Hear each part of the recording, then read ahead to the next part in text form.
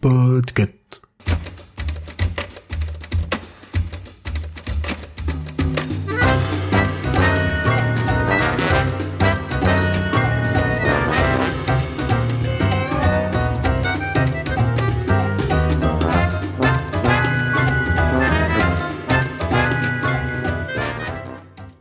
Salut mes petits historiens, ici Corée et aujourd'hui je vais vous parler du livre Des Martiens au Sahara, livre écrit par Jean-Loïc Lequellec et paru aux éditions des Tours cette année.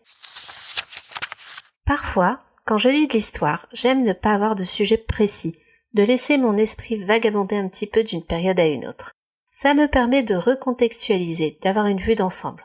Peut-être même que ça me correspond mieux d'ailleurs, parce que je suis pas historienne et je n'ai même pas fait d'études d'histoire. Alors même si c'est un domaine qui m'intéresse énormément et qui me passionne, je n'ai pas vraiment de spécialité ou de période de prédilection. Or, si l'histoire nous semble plus accessible maintenant, notamment grâce à YouTube, Internet, aux réseaux sociaux, est-ce que les sources sont fiables ? Comment démêler le vrai du faux ? Il y a des informations publiées à chaud, sans aucune publication. Il y a aussi des auteurs que l'on présente et qui se présentent comme des historiens et qui ne le sont pas en fait, donc qui n'ont pas la formation adéquate pour publier sur le sujet avec une aura de vérité, tout en dénigrant et en critiquant les vulgarisateurs et les médiateurs qui s'appuient eux sur des études pour nous rendre tout ça plus accessible. Il y a de quoi se sentir un peu perdu parfois. Et puis des fois, je reçois des photos de livres comme Des Martiens au Sahara, et rien que le titre m'interpelle. L'auteur ? Jean-Loïc Lequellec, directeur de recherche émérite au CNRS. Son domaine ? L'anthropologie, l'ethnologie et la préhistoire. Et je note un petit crush du monsieur pour la rupeste au Sahara. En 2009, il publiait déjà une première version des Martiens au Sahara, mais il décide de refaire l'expérience, de mettre à jour son livre et de le rééditer en 2023. Et pourquoi cette opération ? Fortune et gloire, comme pour se croire dans un Indiana Jones ? Non. L'auteur nous donne son raisonnement et je dois dire que je suis plutôt d'accord avec lui. Avec notre époque actuelle et une plus grande rapidité de diffusion de l'information, ce n'est pas qu'il n'est plus difficile de se renseigner, c'est qu'on nous matraque tellement de fausses informations que le cerveau le plus averti soit-il, va finir par retenir une connerie. Il suffit de voir le nombre de fake news relayées sur les réseaux sociaux et par qui pour comprendre ce qu'il veut dire. Alors se prendre quelques heures de lecture pour recadrer un petit peu les cellules grises, ça fait du bien. Je vous vois venir cependant. Un livre entier de debunk, c'est vraiment faire trop confiance à un inconnu, et clairement ça risque d'être ennuyeux comme la pluie. Jean-Loïc Lequellec va prendre quelques fausses informations archéologiques et il va voir sur quoi elles se justifient. On aura des Martiens au Sahara, le crâne de cristal dans Indiana Jones, l'origine du mormonisme, est-ce que les hommes ont vécu avec des dinosaures, etc., etc. Je vais vous dire un secret.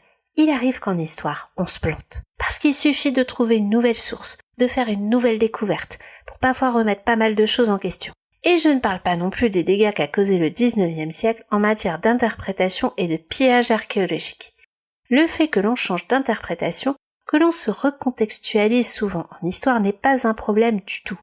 Mais puisque les bases peuvent changer, il faut qu'elles soient solides. Or, dans les théories présentées, il y a un manque flagrant de rigueur quant à la méthode ou les recherches. L'auteur nous montre qu'on peut faire des théories sur la base d'éléments historiques, mais il ne faut pas faire correspondre des fouilles à tout prix à ses propres théories. Et je fais un grand coucou aux amateurs de fouilles dans le Jura. Alors pour chaque théorie ici, il reprend les faits, il reprend les sources, et il nous explique pourquoi c'est faux. Et surtout, il nous montre que le fait que ces affirmations soient constamment répétées et jamais démenties, elles commencent à être crues, malheureusement, et surtout, elles sont diffusées comme étant vraies. De ce débunkage, on a un auteur qui fait appel à notre bon sens et qui est très pédagogue. Les Martiens au Sahara est accessible pour tous. Je ne vous dis pas de le lire d'une traite, mais allez picorer un chapitre ou deux de temps en temps. Vous vous amuserez peut-être à rechercher ces fameuses théories, ou voir justement ce qui est vrai ou faux. Petit bonus, l'auteur est très drôle.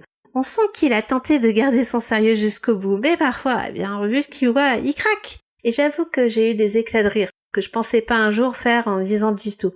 Enfin si, en vrai, je rigole souvent en lisant de l'historique. Alors n'oubliez pas, si l'histoire est vivante et qu'elle évolue constamment, elle peut aussi et surtout être fun. Et voilà, j'espère que je vous aurai donné envie de lire Des Martiens au Sahara. N'oubliez pas l'information la plus importante, à part de lire ce livre bien entendu, c'est que ce programme vous est présenté par Chapitre, du label Podcut. Ce label, ça pourrait être un peu votre seconde maison si vous le désirez, en vous inscrivant en Discord par exemple. Nous pourrions discuter de nos lectures, mais aussi de tant d'autres sujets. Vous pouvez aussi nous aider financièrement en souscrivant au Patreon, où vous aurez accès à des articles exclusifs, et cela vous permettra aussi de choisir des thèmes et de participer au club de lecture. Tous les liens sont bien sûr dans les notes de cet épisode. Et si vous souhaitez nous aider sans pour autant vous investir autant, vous pouvez toujours noter notre podcast, partager et commenter sur les réseaux, ce qui augmentera notre visibilité. Vous pouvez enfin découvrir et faire découvrir les autres podcasts du label. Les miens en ce moment sont Le Roi Steven, Watchlist, Dr. Watt et bien entendu, Choix-Pitre. Des bisous tout le monde et à très bientôt.